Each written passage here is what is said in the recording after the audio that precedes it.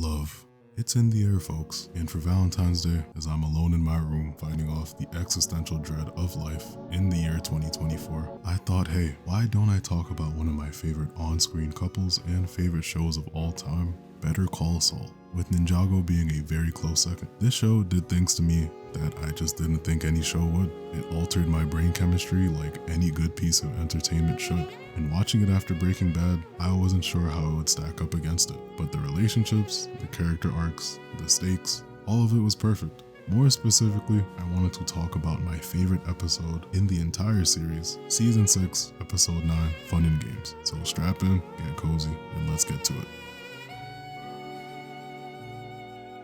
Fun and Games is the episode that picks up right after Howard Hamlin's death at the hands of Lalo Salamanca, Lalo's death at the hands of Gus Fring, and is the second episode of the second half of the season. At this point, there's already been so much that has happened. The scarring death of Howard a few feet away from Jimmy and Kim, followed directly by Kim being sent by Lalo to confront Gus and attempt to kill him. The two of them had had no time at all to even begin to process what has happened to them. There are two halves to this episode, which we can view as the beginning and end of two things. The end of Better Call Saul and the cartel storyline, and the beginning of Jimmy's full transformation into Saul Goodman, including the end of the Breaking Bad universe, following the end of Season 5. We follow Mike and Gus as they resolve things with Hector and Juan Bolsa across the border, and for the most part we see a lot of the cleanup on the cartel side of things while Jimmy and Kim just try to keep living their lives. And these two are really what I'm focusing on. We open up with the montage of Mike and his fellow fixers cleaning up the apartment, not leaving a single trace of what had occurred behind. The shots of the cleanup are intercut by Jimmy and Kim's routines. Over the course of the episode, we are able to see how the two of them go about grieving. Jimmy is more dismissive, assuring Kim that one day they'll wake up and realize they haven't even thought about it, something that Mike had said to him in the past. Well, here's what's going to happen. One day you're going to wake up, eat your breakfast, brush your teeth, go about your business. And sooner or later, you're going to realize you haven't thought about it.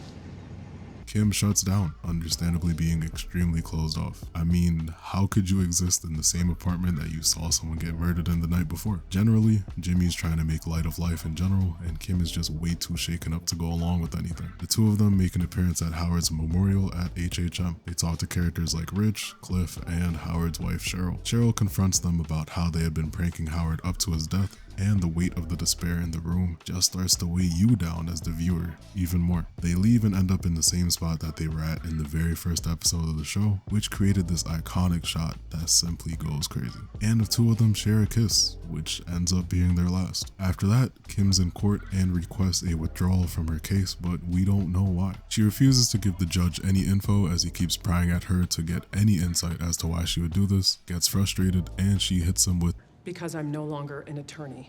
And we cut to her back at their apartment smoking on the balcony as we hear a car speeding toward the complex, Jimmy's car. He looks at her from the parking lot and runs up to go and confront her. Jimmy comes in yelling at Kim, immediately asking her why'd she throw everything away like this and that being a lawyer is her calling. He even comes up with a plan for them to fix everything, reinstate Kim's law license, and get out of the apartment, never to come back to it again. But Kim is just despondent, just staring at him and not saying a thing. So Jimmy's ready to get his plan into action, rushes over to their room, and all he's met with is suitcases, boxes, and a partially emptied out closet. You see, Kim's ready to get up and leave. She starts to tell Jimmy that they simply aren't good for each other, but Jimmy refuses to hear any of that and starts to plead with her. This scene really cemented Bob Odenkirk as not only a great actor, but one of my definite favorites. And it's also pretty insane that this show never won a single Emmy despite 53 nominations. This breakup scene itself just hit differently. Jimmy just keeps pleading. He keeps trying to get Kim to see where he's coming from, but she stands on what she says. She elaborates and tells him that she was having too much fun and finally realized how much harm was really coming out of their relationship, and that's why she feels that walking away from it all is the right thing to do. Jimmy's left staring at her. The camera briefly fades to black,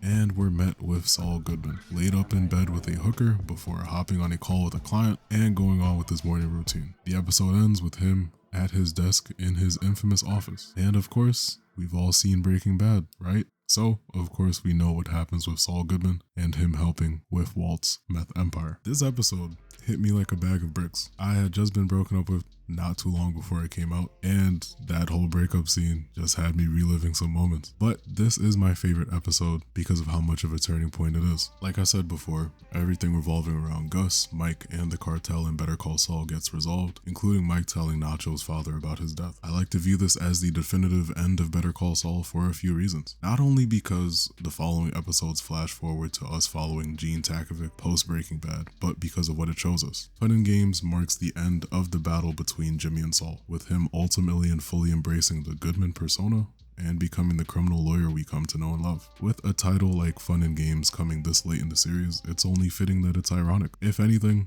this episode marks the end of all their fun and games, the end of the lightheartedness of the series. No more slipping Jimmy and Kimmy, scamming stockbrokers into paying for rounds of drinks, no more pranking Howard, and simply no more Wexler McGill. Although he does his best to cover it up, we can see that as Saul, Jimmy is just a shadow of himself. No matter how many women he sleeps with, no matter how big of a house he finds himself showering in, no matter how hard he tries to act like he doesn't care about Kim handing him divorce papers, and no matter how many clients he occupies himself with, he still mulls over his loss of her. And what was even harder about this episode was the fact that we thought it may have been the last time we even saw Kim at all, let alone the two of them together. So I was very pleasantly surprised when Kim showed up in the episode Waterworks. Ray Seahorn delivered one of the most uncomfortably yet appropriate displays of emotion ever in that scene where Kim starts crying on the bus. Her and Jimmy also talk to each other during that episode, and she makes her last appearance in the series finale. Saul Gone shows the two of them leading one of the best moments in the entire series. How did I get to talking about the finale?